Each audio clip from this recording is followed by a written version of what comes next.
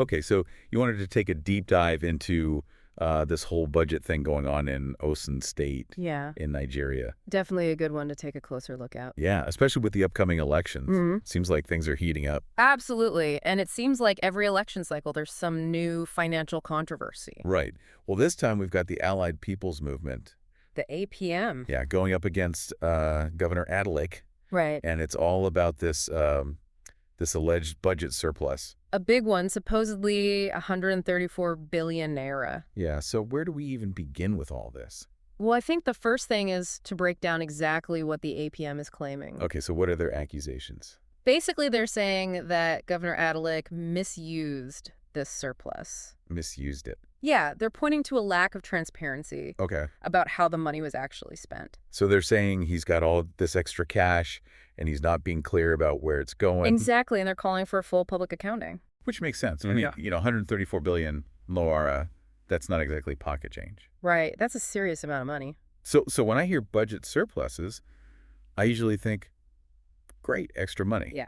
Maybe they can invest it back into, the state or save it for a rainy day. Yeah, that's usually the hope, but it seems like it's a bit more complicated than that in this case. More complicated? How so?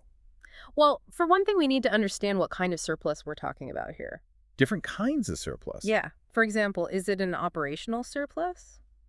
Meaning, Meaning the government just spent less than it earned? okay, Or is it maybe a windfall? a windfall. Yeah, like from an unexpected source, maybe like a big jump in oil revenue or something. Okay. So depending on where the surplus came from, there might be different rules about how it can be used. Exactly. And that could be a big part of what the APM is concerned about. Makes sense. And what about the government's response to all this? I mean, they're Yeah. not just sitting back and taking these accusations, are they? Oh, definitely not. In fact, the information commissioner actually came out pretty strongly against the APM. What did they say? He called the APM's allegations fabricated lies Oh, yeah. and political attacks. So they're basically saying the APMs are making this up to try to hurt Adeleke in the election.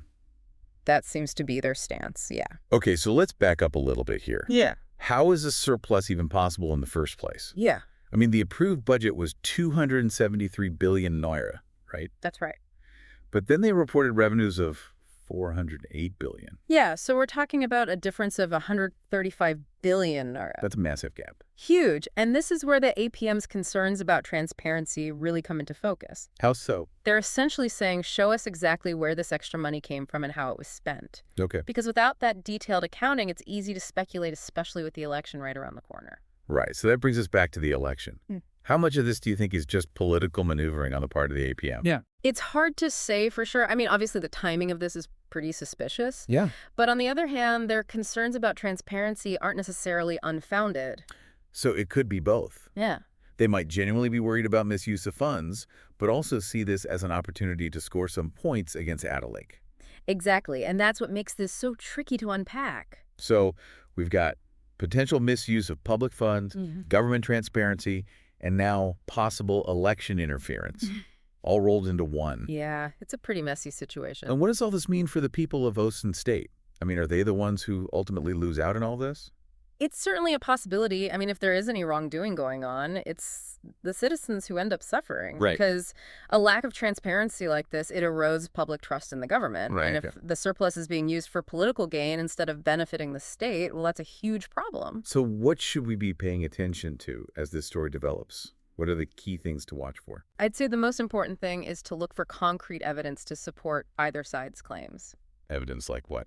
Well, is the APM providing any specific examples of misuse? Are they pointing to any particular transactions or projects that raise red flags? Okay. And what about the government?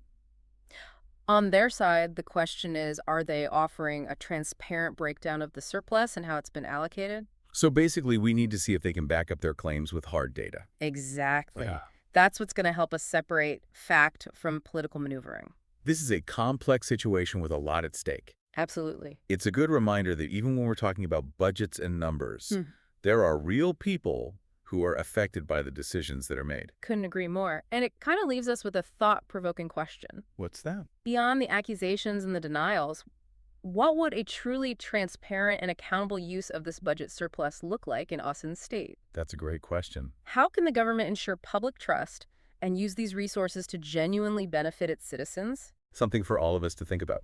Definitely. As this story continues to develop, I think those are the questions we need to keep in mind. Thanks for breaking all that down. You got it.